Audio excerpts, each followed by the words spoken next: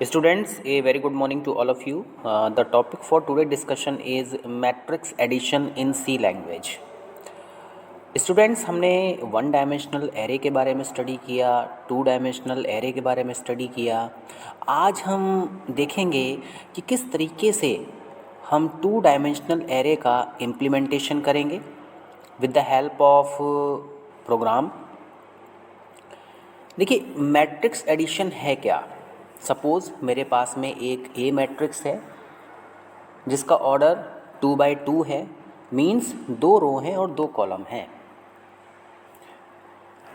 ये मेरे पास में मैट्रिक्स ए है, ये मेरे पास में मैट्रिक्स बी है। मैट्रिक्स ए में का ऑर्डर 2x2 है, मीन्स 2 रो हैं और 2 कॉलम हैं। एलिमेंट्स की बात करें 1 2 3 4। इसी तरीके से जो बी मैट्रिक्स है उसमें मेरे पास में 5 6 और 9 11, इसका भी ऑर्डर 2x2 है, 2 रो हैं 2 कॉलम हैं। देखिए, मैट्रिक्स एडिशन का जो अगर हम दो मैट्रिक्स को ऐड करते हैं तो यहाँ पे जो भी एलिमेंट्स हैं जिनकी पोजीशन सेम होती है उनको हम ऐड कर देते हैं। देखिए, मैट्रिक्स ए का फर्स्ट एलिमेंट, अगर मैट्रिक्स ए के फर्स्ट एलिमेंट की मैं बात करूं तो यहाँ पे मेरे पास में कितना है 1 है, यहाँ पे मेरे पास में कितना 5 है। इन दोनों की पोजीशन क्या है 0 0 है। इन दोनों को मैंने क्या कर दिया, ऐड कर दिया। इसी तरीके से मेरे पास में सेकंड एलिमेंट है 2 और 6, इसको मैंने ऐड कर दिया। फिर मेरे पास में 3 है और 9 है, मैंने इसको ऐड कर दिया। देन मेरे पास में 4 और 11 है, मैंने इसको ऐड कर दिया। तो मेरे पास में जो आंसर आना चाहिए वो आना चाहिए 6 8 12 and 15।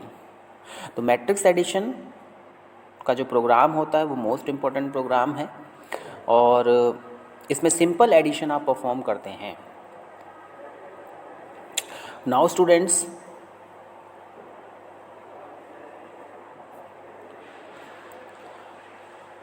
matrix addition in C language to add two matrix, compute their sum and print it। देखिए, यहाँ पे हमें दो मैट्रिक्स का एडिशन करना है और उनका जो भी सम होगा उसको हम प्रिंट करेंगे। यहाँ पे जो बात आपको ध्यान में रखनी है वो ये है कि यूज़र की हेल्प से हम नंबर ऑफ़ रोज़ को, नंबर ऑफ़ कॉलम्स को एंटर करवाएंगे। तो मैंने आपको प्रीवियसली भी बताया हुआ है कि जब भी हम मैट्रिक्स की बात करते हैं, देखिए हमारे पास में यहाँ पर 2 डायमेंशनल मैट्रिक्स है। तो मैंने आपको बताया है कि जब भी हम एरे पे वर्किंग करेंगे तो हम वहाँ पर लूप्स की हेल्प लेते हैं। तो यहाँ पर मेरे पास में रो होगा, मेरे पास में क्या है, रो है, और मेरे पास में क्या है, कॉलम है। तो यहाँ पे आपको क्या ध्यान रखना है कि 2 लूप चलाएंगे। एक मैं फॉर लूप चलाऊंगा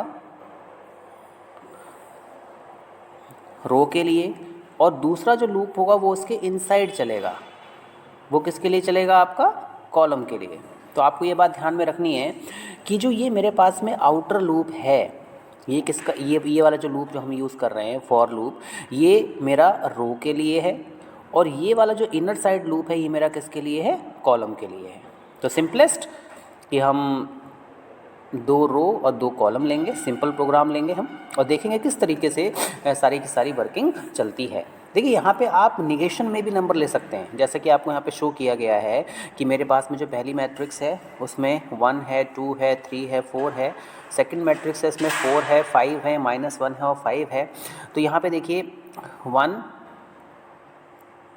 + 4 मैंने किया तो मेरे पास में कितना आ गया, 5 आ गया। देखिए जो आउटपुट आया। इसी तरीके से 3 + -1, ठीक है। अगर मैं इसका आउटपुट देखूंगा तो मेरे पास में कितना आएगा, 2 आएगा। तो इट मीन्स कि हम यहाँ पे नेगेटिव नंबर्स को भी यूज़ कर सकते हैं।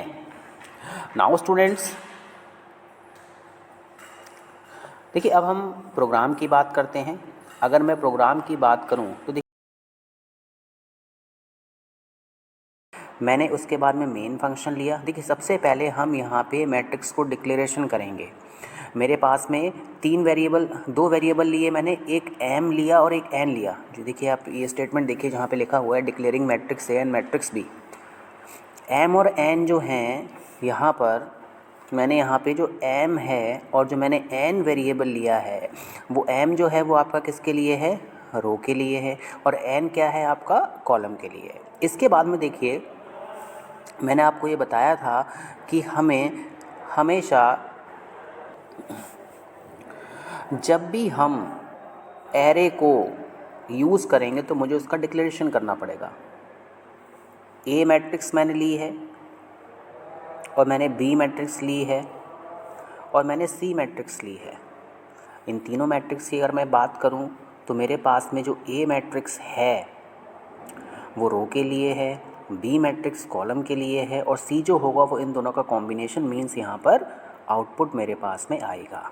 तो सबसे पहले स्टूडेंट्स हम यहाँ पर यूज़र को इन्फॉर्मेशन देंगे कि please enter row and column size. मैंने आपको एग्ज़ाम्पल दिया है 2x2 का, तो देखिए हम यहाँ पे साइज़ ले रहे हैं एरे का ज़्यादा, लेकिन आप इसमें 2x2 एलिमेंट्स भी एंटर कर सकते हैं। ये एक जनरलाइज्ड आप कह सकते हैं एरे बन जाएगी। आप चाहें तो 3x3 का साइज़ ले लीजिए एरे का, 2x3 का ले लीजिए, 4 रो 4 कॉलम ले लीजिए, it depends upon you. Now अब हमने क्या किया यहाँ पे, printf enter number of rows. देखिए अगर मैं इसको देखूँ तो यहाँ पे हम क्या कर रहे हैं, रो को एंटर करवा रहे हैं। स्कैन एफ इंटीजर की रो है तो कंट्रोल स्ट्रिंग कितनी आएगी आपकी, परसेंटाइल डी आएगी, उसके बाद में एड्रेस ऑफ एम। इसके बाद में सेकंड स्टेटमेंट में हमने क्या किया, एंटर नंबर ऑफ़ कॉलम्स। हम यहाँ पे क्या कर रहे हैं, नंबर ऑफ़ कॉलम्स को एंटर करवा रहे हैं। सेम वही scan f percentile d address of n. Now students देखिए सबसे पहले अगर आप इस लूप को देखें, देखिए यहाँ से लेके यहाँ तक अगर आप इस लूप को देखें तो आपको ये पता चलेगा कि ये फर्स्ट मैट्रिक्स जो हमारी ए वाली जो मैट्रिक्स है उसमें एलिमेंट्स को एंटर करने के लिए हमने ये लूप यूज़ किया है। अब लूप कहाँ से कहाँ तक चलेगा, मैंने आपको पहले भी बताया था कि ये जो मेरा लूप है ये आउटर लूप है और ये वाला जो लूप है मेरा वो कौन सा है, इनर लूप है। तो आप आउटर लूप चलाएंगे तो वो रो के लिए चलेगा, इनर लूप आपका कॉलम के लिए चलेगा। तो यहाँ पर for int i equal to 0, i is less than m i plus plus. इसके बाद में inner for int j equal to 0, j is less than n j plus plus. अब देखिए इसके बाद में हम क्या करेंगे, एलिमेंट्स को एंटर करेंगे। एंटर एलिमेंट्स, देखिए एलिमेंट्स यूज़र एंटर करेगा, ऐसा नहीं कि आपने कोई स्टैटिक यहाँ पे हम कंपाइलेशन टाइम इनिशियलाइजेशन नहीं ले रहे हैं। मैंने आपको पहले ही बताया था दो तरीके के इनिशियलाइजेशन हम करते हैं, एक हम कंपाइल टाइम इनिशियलाइजेशन करते हैं और जो दूसरा होता है वो हम रन टाइम इनिशियलाइजेशन करते हैं, जिसको हम डायनेमिक इनिशियलाइजेशन भी कहते हैं। नाउ तो यहाँ पर हमने यूज़र को स्टेटमेंट दी, printf enter elements A percentile D I J. ठीक है, तो स्टूडेंट्स अगर हम इसको देखें तो मुझे ये पता चलेगा कि यहाँ पे जो स्कैनफ स्टेटमेंट आपने लिखी है दिस वन, तो देखिए यहाँ पे हमने किस तरीके से इसको यूज़ किया है। सबसे पहले मैंने क्या लिखा, ए लिखा, ठीक है, ए के इनसाइड मैंने क्या लिया, आई लिया, उसके बाद में मैंने क्या लिया, जे लिया और एड्रेस स्पेसिफाई कर दिया। तो देखिए जैसे जैसे लूप चलेगा आई की वैल्यू 0 है, जे की वैल्यू 0 है तो फर्स्ट एलिमेंट एंटर हो जाएगा, आई की वैल्यू 0 है, जे की वैल्यू 1 है तो सेकंड एलिमेंट एंटर हो जाएगा। इस तरीके से यहाँ पे एलिमेंट्स को हम एंटर करेंगे। नाउ जिस तरीके से हमने फर्स्ट रो में एलिमेंट्स को एंटर किया, सेम उसी तरीके से हम सेकंड मैट्रिक्स में भी एलिमेंट्स को एंटर करेंगे, जिसका नेम हमने कितना दिया है, बी। देखिए अगर आप इसको देखें तो यहाँ पे मैंने एलिमेंट लिया है बी ऑफ आई और बी ऑफ जे। तो यहाँ पर भी लूप चलेगा for int i equal to 0, i is less than n i plus plus.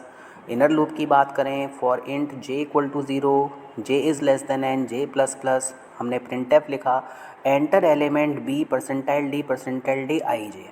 Now जब भी हम एलिमेंट्स को एंटर करेंगे तो मैंने आपको बताया हुआ है कि हमें वहाँ पे एड्रेस ऑपरेटर की हेल्प लेनी होती है।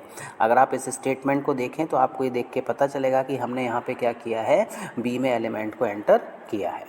नाउ मोस्ट क्रिटिकल पार्ट जिसे हम कहते हैं कि हम सम कैसे परफॉर्म करें, तो सिंपल मैंने आपको बताया कि मेरे पास में जो एरे के एलिमेंट्स होंगे जैसा कि हमने यहाँ पर यूज़ किया था जब मैंने आपको लॉजिक बताया था, ठीक है, कि मेरे पास में 1 है और 5 है, तो मैंने इसको यहाँ पे क्या कर दिया, 1 + 5 6 आ गया। तो सेम यही मुझे करना है, a of I J plus B of I J is equal to C of I J. तो this is the basic logic that we have to follow. तो हमारा ये बेसिक लॉजिक है जो आपको यहाँ पे फॉलो करना है। तो इसके लिए भी हमें क्या, सेम लूप चलाना पड़ेगा। रो के लिए आउटर लूप, ये जो हमारा आउटर लूप है, और कॉलम के लिए inner loop for int i equal to 0, i is less than n, i plus plus, for int j equal to 0, j is less than n, j plus plus. Now तो student यहाँ पे same basic logic हमें follow करना है, जैसा कि मैंने आपको बताया। दिस इज़ ये हमारा ये आउटर लूप है, ये हमारा इनर लूप है। इसके बाद देखिए जो मेन लॉजिक है यहाँ पर, वो यहाँ पे आपको डिपिक्ट हो रहा होगा, शो हो रहा है कि हमने ए मैट्रिक्स के एलिमेंट को, जो आपने यहाँ पर एंटर की है मैट्रिक्स, और इसके बाद में बी मैट्रिक्स जो हमारे पास में आपने यहाँ पे एलिमेंट्स को एंटर करवाया है, इन दोनों के एलिमेंट्स को मैंने प्लस कर दिया। ए ऑफ आई जे, देखिए इस स्टेटमेंट को अगर मैं देखूँ तो आपको पता चल रहा है कि A of I J plus B of I J is equal to C of I J. Simple, मुझे सम करना है। 0 पोजीशन पे जो एलिमेंट है उनका सम हो जाएगा, फर्स्ट पोजीशन पे जो एलिमेंट है उनका सम हो जाएगा, सेकंड पोजीशन पे जो एलिमेंट है उनका सम हो जाएगा, थर्ड पोजीशन में जो एलिमेंट है उनका सम हो जाएगा। और उसके बाद में हम क्या कर रहे हैं, इसके सम को यहाँ पर प्रिंट कर रहे हैं। अब देखिए यहाँ पर हमने इस स्टेटमेंट का यूज़ किया है, क्या, प्रिंट एफ स्लैश एन। ये जो होता है आपका न्यू लाइन में जाने के लिए होता है। देखिए मुझे अगर एलिमेंट को प्रिंट करना है, अगर मैंने इस स्टेटमेंट का यूज़ नहीं किया तो सारे एलिमेंट क्या होंगे आपके, एक ही लाइन में आ जाएंगे सारे के सारे एलिमेंट, नेक्स्ट रो में आपका कोई एलिमेंट जाएगा ही नहीं। तो इसके लिए हमने क्या किया कि जैसे ही हमारा एक रो फिनिश हो, एलिमेंट्स प्रिंट होना फिनिश हो, तो उसके बाद में नेक्स्ट रो में आना चाहिए एलिमेंट्स को, तो उसके लिए हम यहाँ पे स्लैश एन का यूज़ कर लेते हैं। और लास्ट में हमने यहाँ पे रिटर्न 0 कर दिया। आप देखिए मेन फंक्शन के आगे वॉइड स्टेटमेंट का भी यूज़ कर सकते हैं, ठीक है। और जब आप वॉइड का यूज़ करेंगे तो आपको यहाँ से रिटर्न स्टेटमेंट को क्या करना पड़ेगा, हटाना पड़ेगा।